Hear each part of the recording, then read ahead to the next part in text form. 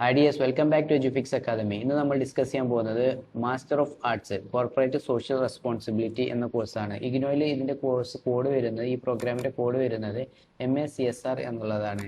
ഈ ഒരു പ്രോഗ്രാമിന്റെ എലിജിബിലിറ്റി എന്ന് പറയുന്നത് എനി ഗ്രാജുവേഷൻ എന്നുള്ളതാണ്. ഏതെങ്കിലും ഒരു യൂണിവേഴ്സിറ്റിയിൽ നിന്നും ഏതെങ്കിലും സബ്ജക്റ്റിൽ ഒരു ഗ്രാജുവേഷൻ. പിന്നെ മീഡിയം ഇംഗ്ലീഷിൽ മാത്രമേ ഇത് പഠിക്കാനും എക്സാം എഴുതാനും സാധിക്കുകയുള്ളൂ.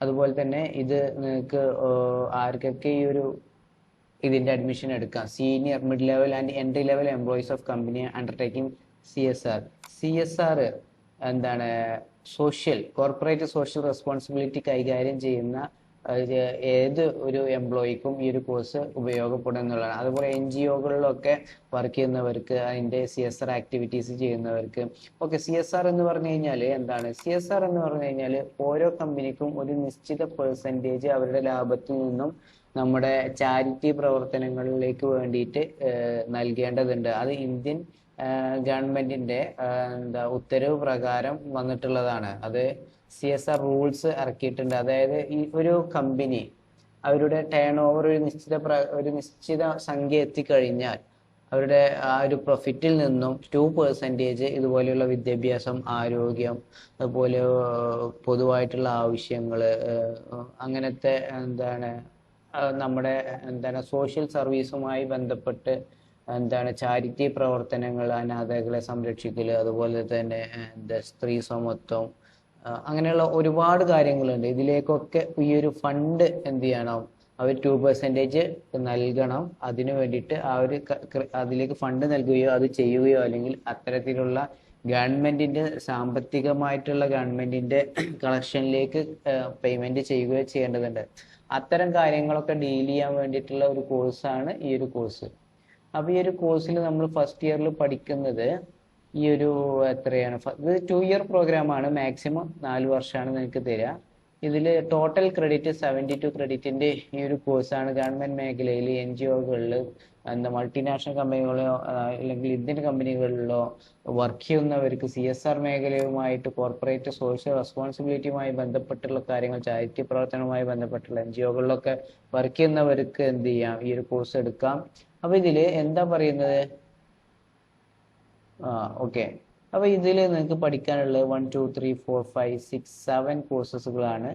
ഇതിൽ ഫസ്റ്റ് ഇയറിൽ തന്നെ പ്രൊജക്ട് വർക്ക് ഉണ്ട്. CSRൽ ഒരു പ്രൊജക്ട് വർക്ക് ഉണ്ട്.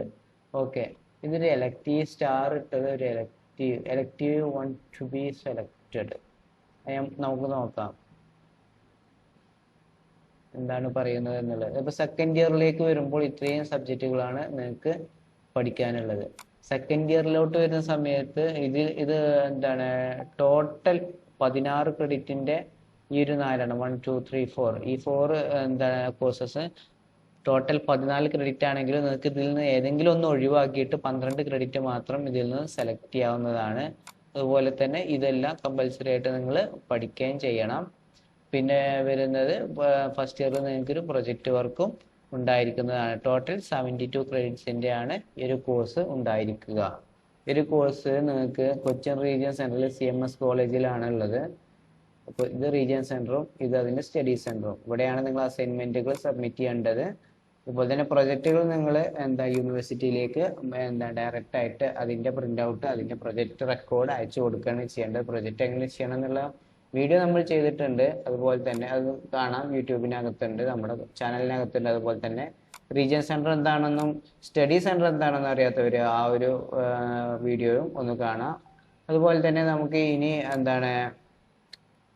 ട്രിവാൻഡ്രം റീജിയൻ സെന്ററിന്റെ അകത്ത് ഏതൊക്കെയാണ് ഉള്ളത് നോക്കാം. കോളേജസ് 3 കോളേജസ് വരുന്നുണ്ട്. ട്രിവാൻഡ്രം റീജിയൻ സെന്ററിന്റെ അണ്ടറിൽ ഈ 3 കോളേജുകളിലാണ് വരുന്നത്. ഈ കോഴ്സ് എടുക്കാൻ താല്പര്യമുള്ളവര്, അതായത് എല്ലാവർക്കും അത്യാവശ്യക്കാരില്ല, പക്ഷെ ചില വ്യക്തികൾക്ക്, ഈ പറഞ്ഞ NGO, ഗവൺമെന്റ് സെക്ടറിലൊക്കെ വർക്ക് ചെയ്യുന്നവർക്ക്, കമ്പനികളിൽ വർക്ക് ചെയ്യുന്നവർക്കൊക്കെ ഇതിന്റെ ആവശ്യം ചിലപ്പോൾ വന്നേക്കാം. അത്തരക്കാർക്ക് ഈ ഒരു കോഴ്സ് എടുക്കാവുന്നതാണ്. വടകരക്കാർക്ക് വടകര റീജിയൻ സെന്റർ തന്നെയാണ് അതിന്റെ സ്റ്റഡി സെന്റർ ആയിട്ട് വരുന്നത്.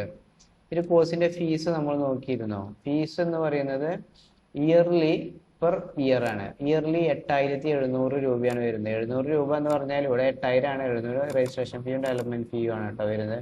ഒരു കോഴ്സ് നമ്മൾ EduFix അക്കാദമി വളരെ വൃത്തിയോട് കൂടിയിട്ട് നിങ്ങൾക്ക് രജിസ്റ്റർ ചെയ്ത് എന്ത് ചെയ്ത് കംപ്ലീറ്റ് ചെയ്യുന്നതാണ്. അതുപോലെ സ്കൂൾ സപ്പോർട്ട് സർവീസുകൾ നമ്മൾ നൽകുന്നതാണ്. പ്രസന്റ് മെന്ററിങ്ങോട് കൂടിയിട്ടായിരിക്കും ഉണ്ടായിരിക്കുക. അപ്പോൾ ഈ ഒരു കോഴ്സ് എടുക്കാൻ താല്പര്യമുള്ളവർ എഡ്യൂഫിക്സ് അക്കാദമിയുടെ താഴെ കാണുന്ന നമ്പറിൽ കോൺടാക്റ്റ് ചെയ്യാം. എഡ്യൂഫിക്സ് അക്കാദമിയുടെ തന്നെ ഒരു വാട്സപ്പ് ചാനലുണ്ട്, അത് ഫ്രീ ആണ്. അതിലേക്ക് നിങ്ങൾ ജോയിൻ ചെയ്താൽ കൂടുതൽ ഡീറ്റെയിൽസ് നിങ്ങൾക്ക് അറിയാൻ സാധിക്കും. തുടർന്നും പുതിയ കോഴ്സുകളെ കുറിച്ച് അറിയാൻ വേണ്ടിയിട്ട് ഈ ചാനൽ സബ്സ്ക്രൈബ് ചെയ്യുക, മറ്റുള്ളവരിലേക്ക് എത്തിക്കുകയും ചെയ്യുക. താങ്ക്